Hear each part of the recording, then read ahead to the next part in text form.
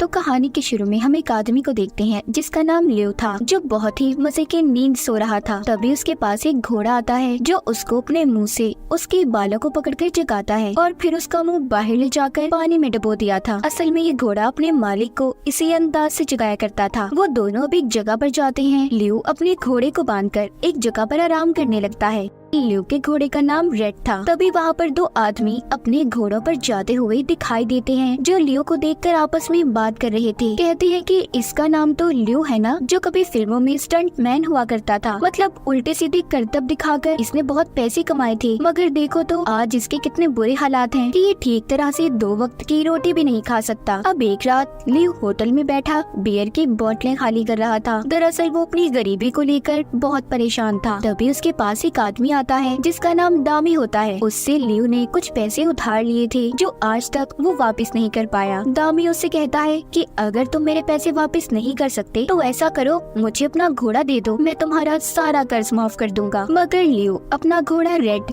देने से मना कर देता है और कहता है कि तुम यहाँ से चले जाओ। ये सुनकर दामी को बहुत गुस्सा आ गया था। वो लियो से कहता है मैं तुम्हारा घोड़ा तो लाजमी लेकर रहूंगा। इस बात पर दोनों के दरमियान में लड़ाई हो जाती है। लियो पहले दामी और उसके आदमियों को सबक सिखाता है और फिर बाहर जाकर उसने अपने घोड़े को भी बचा लिया था। अपने घोड़े पर बैठकर उसे खूब भगाता है और एक शो सर्कस में पहुंच गया था जहां पर वो कुछ स्टंट्स करता है और फिर उधर ही दामी और उसके आदमियों से अपने घोड़े को भी छुपा देता है। खुद भी वहीं पर छुप गया था, जिस वजह से दामी और उसके आदमी उन्हें नहीं देख पाते और वहाँ से आगे चले जाते हैं। अगली सुबह जब लियो अपने घोड़े रेड के साथ अपने फार्म पर था तो उधर 2 आदमी आते हैं जो लियो से कह रहे थे कि जो घोड़ा तुम्हारे पास है उसको तुम्हें वापस करना होगा, क्योंकि ये घोड़ा जिस आदमी का है वो एक केस लड़ रहा था, मगर अब वो उस केस को जीत चुका है तो उसे ये घोड़ा अपना वापस चाहिए। वो इसे नीलामी में देना चाहता है। तभी वहाँ पर एक लड़की और आदमी आता है जो अजीबोगरीब करतब कर रहे थे। ये दरअसल लियो के साथ ही रहा करते थे। वो दोनों आदमी जो नोटिस लेकर आए थे इन्हें देखकर डर जाते हैं और यहाँ से चले गए थे।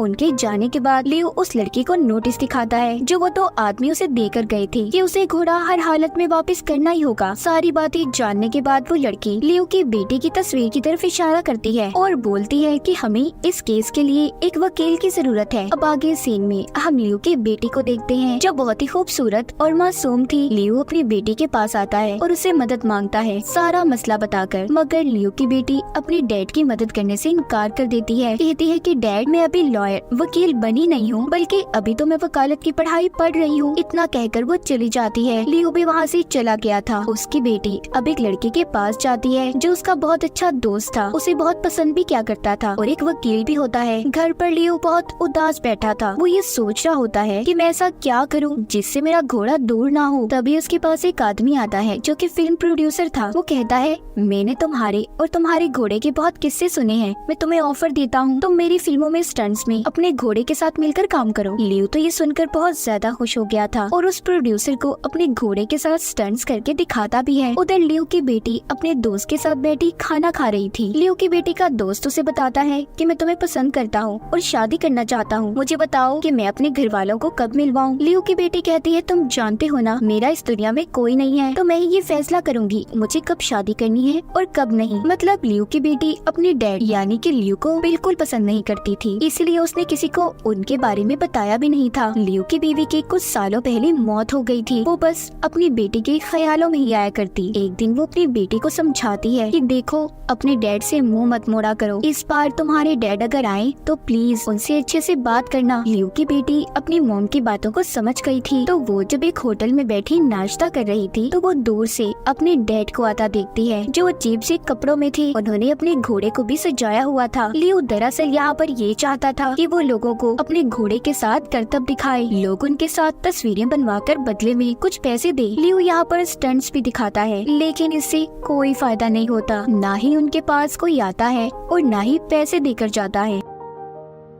लियो की बेटी भी बैठी ये सब देख रही थी। उसे अपने डैड के बारे में ऐसे बिल्कुल भी अच्छा नहीं लगता, इसलिए वो लियो से मिलने जाती है और कहती है मेरा एक दोस्त है जो आपका केस लड़ सकता है। लियो की बेटी उस लड़के की बात कर रही थी जो इसे पसंद करता था। वो अपने डैड के फॉर्म पर आकर सभी चीजों को बहुत गौर से देख रही थी। वो रेड से मिलकर भी बहुत खुश होती है। अब रेड भी लियो की बेटी की हर बात को मान रहा था। कुछ देर के बाद लियो की बेटी का दोस्त भी आ जाता है, मगर अपनी इर्द गिर्द अजीबोगरीब चीजों को देखकर डरने लगा था। उधर लियो की बेटी आती है, उसके हाथ पर अपना हाथ रखकर कहती है देखो डरो नहीं, और बोलती है कि आप लोगों ने अभी तक कुछ फैसला नहीं किया क्या, आखिर करना क्या है। तभी इनके दरमियान में बातचीत शुरू होती है और अब यही से कहानी 3 साल पहले की दिखाई जाती है। लियो को घोड़ा जख्मी हालत में मिला था, उसने उसे खिलाया पिलाया और ठीक कर दिया, साथ ही उसे ये भी समझाया कि तुम अपने घुटनों पर कभी भी मत बैठना। अब इसी के साथ कहानी दोबारा प्रेजेंट मौजूदा दौर में आती है। लियो अपनी बेटी के दोस्त को अपने घोड़े रेड से मिलवाता है, मगर वो बेचारा उसे देखकर डर रहा था। लियो कहता है अरे यार डरो नहीं, ये बहुत अच्छा घोड़ा है, ये तो तुम्हारे साथ बस मस्ती कर रहा है। तभी रेड स्टंट्स दिखाता हुआ गिर गया था। अगले दिन लियो रेड को अपने साथ लेकर शूटिंग पर पहुंच गया था, जहाँ पर उसकी बेटी भी उसके स्टंट्स को देखने आई थी, मगर रेड इतनी भीड़ को देखकर डर जाता है और सही तरह से स्टंट्स नहीं कर पाता, जिस वजह से शूटिंग से उन्हें निकाल दिया गया था। ये देखकर लियो एक जगह पर बैठ जाता है, वो बहुत उदास था। तभी उसके पास रेड आता है और उसके सर पर हैट लेने का बोलता है, मगर लियो इतने गुस्से में था वो हैट को फेंक देता है। तभी रेड के पास लियो की बेटी आती है और कहती है देखो हम तुम्हारे साथ कोई जबरदस्ती नहीं कर रही, अगर तुम ये स्टंट्स करना चाहते हो तो करो, वरना तुम्हारी मर्जी है। घोड़ा ये बात सुनकर फिल्म की शूटिंग में स्टंट्स करने चला जाता है। लियो के बेटी भी अपने डैड के पास आती है और कहती है चले डैड आपका घोड़ा तैयार है, जिसके बाद दोनों बहुत ही शानदार स्टंट्स दिखाते हैं। हर तरफ रेड और लियो की तारीफ हो रही थी। लियो ये सब देखकर बहुत ज्यादा खुश था। अब ये दोनों ऐसे ही फिल्म में काम को जारी रखते हैं। एक दिन लियो के पास फिर से वही 2 आदमी आते हैं जिनको हमने कहानी के शुरू में देखा। वो फिर से लियो के पास घोड़े को ले जाने का नोटिस लेकर आए थे। लियो की बेटी कहती है देखें ये घोड़ा और इसकी सवारी किसी की मलकियत नहीं है, तो आप लोग यहाँ से जा सकते हैं। और वो 2 आदमी जिस नोटिस को लेकर आए थे, रेड उसे छुपाकर इन दोनों आदमियों को धक्का मारता है। रात को लियो अपनी बेटी के साथ बैठा होटल में खाना खा रहा था कि तभी इनके पास फिर से दामी आता है जो लियो से पैसे मांगने आया था और बहुत ही बदतमीजी से बात भी कर रहा था। तभी ये देखकर रेड को गुस्सा आ जाता है और वो दामी को धक्का देकर दूर फेंकता है। इस तरह इनकी एक बार फिर यहाँ लड़ाई हो गई थी। इस लड़ाई में लियो का घोड़ा भी सबको मार रहा था। लियो जल्दी से अपनी बेटी को लेता है और घोड़े पर बिठाकर निकल गया था। हम देखते हैं इस तरह लियो और घोड़ा फिल्मों में मिलकर स्टंट्स करते और खूब पैसे कमाते। तभी एक दिन रेड को स्टंट्स के दौरान चोट लग जाती है। ये देखकर लियो की बेटी को अब बहुत गुस्सा आ रहा था। वो अपने डैड के पास आकर कहती है कि आप ये स्टंट्स करना कब बंद करेंगे डैड, आप कोई और काम क्यों नहीं कर सकते। ये सब बातें सुनकर लियो कोई जवाब नहीं देता। फिर अगली सुबह लियो अपनी बेटी के साथ उसके दोस्त के घर वालों से मिलने जाता है जो लियो की बेटी से शादी करना चाहता था, जो वकील भी था और लियो के रेड के केस में मदद भी कर रहा था। लियो को उन लोगों के बीच में होटल में बैठकर बिल्कुल भी अच्छा महसूस नहीं हो रहा था और अजीब सी हरकतें भी कर रहा होता है। इस बात पर लियो की बेटी कहती है कि आप परेशान नहीं हो, मेरे डैड बड़े लोगों के साथ घुल मिल नहीं सकते, वो कुछ ज्यादा ही सादा तबीयत के हैं। ये बात सुनकर लियो भी कहता है कि हाँ मैं ऐसा ही हूँ, पर मेरी बेटी बहुत अच्छी है, आप मेरी वजह से उसे रिजेक्ट मत कीजिएगा। अब उनके चले जाने के बाद लियो की बेटी अपने डैड को बहुत डांटती है और अच्छे से ना बर्ताव करने पर नाराज हो गई थी। रात को लियो की बेटी रेड के साथ जब टीवी देख रही होती है जिसमें वो अपने डैड लियो के स्टंट्स देखकर बहुत खुश होती है, तभी उधर लियो भी आ गया था और अपनी बेटी के साथ अपनी वीडियो को देखते मजे कर रहा था। तभी उसे यहाँ पर अपने पुराने पल याद आ जाते हैं। उसकी बेटी कहती है बहुत कूल है डैड आप। दोनों की आंखों में आंसू आ गए थे। लियो को यहाँ पर याद आता है कि एक दफा इन्हीं स्टंट्स के दौरान उसके सर में बहुत गहरी चोट लगी थी। इसी चोट की वजह से लियो को पूरे 8 महीने तक कोमा में रहना पड़ा। असल में लियो सब कुछ अपनी बेटी को बता रहा होता है। वो कहता है इसी 8 महीनों के दौरान जब मैंने कोई काम नहीं किया, इसी वजह से मेरे हालात ऐसे हो गए, मैं अपनी बीमारी की वजह से तुम्हारी माँ से भी नहीं मिल पाया। उसकी बेटी सारी बातें सुनकर कहती है मॉम की टेंशन ना ले, उन्होंने आपको माफ कर दिया था, वो अक्सर मेरे ख्यालों में जो आती हैं।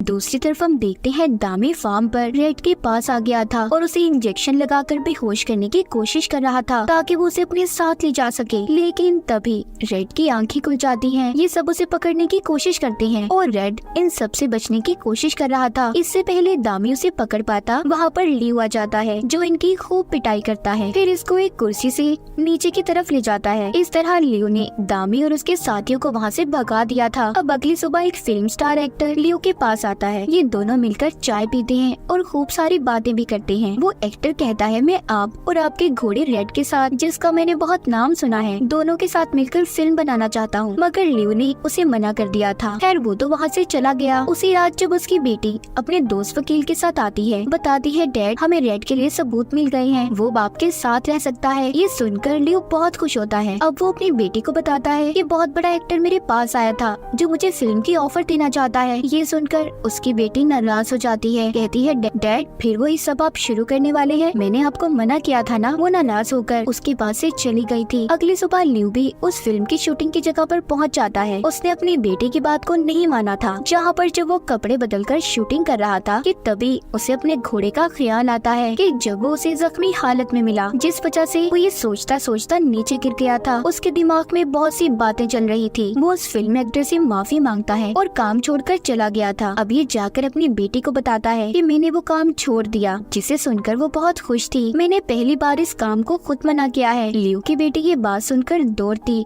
अपने डैड के पास आ जाती है और रेड के गले लग गई थी। अब आगे हमें कोर्ट का सीन दिखाया जाता है, जहाँ पर लियो रेड के लिए केस लड़ रहा था, मगर वो इस केस को हार जाता है। रेड का वकील दूसरी पार्टी के पास जाकर बोलता है प्लीज उस घोड़े को लियो को वापस कर दे। आपके लिए बेशक ये घोड़ा एक गेम में इस्तेमाल करने वाला जानवर है, मगर लियो के लिए उसकी फैमिली है। लेकिन फिर भी वो लोग इसकी बात को नहीं मानते और यहाँ से चले जाते हैं। उधर दिखाया जाता है लियो जो कि रेड के लिए बहुत उदास था। उससे कहता है कि अब तुम्हारे और मेरे रास्ते अलग होने वाले हैं। ये बात सुनकर रेड उसके पास बॉक्सिंग वाली ग्लव्स लेकर आता है कि वो आखिरी बार उसके साथ प्रैक्टिस करे। इस बात पर वो रेड के गले लगकर बहुत रोता है। अब अगले दिन रेड को उसने उसके नए मालिक को दे दिया था। फिर लियो अपनी बेटी और उसके दोस्त के साथ वापस जाने लगता है, लेकिन रेड उनकी गाड़ी के पीछे था, मगर बार बार कीचड़ की वजह से फिसलकर नीचे गिर जाता है। उससे सही तरह से भागा नहीं जा रहा था। लियो ये देखकर गाड़ी से बाहर आकर रेड से कहता है जाओ अपने नए मालिक के पास, अब वापस मत आना। ये सुनकर बेचारा रेड दुखी हालत में वापस मुड़ गया था। लियो भी गाड़ी में बैठकर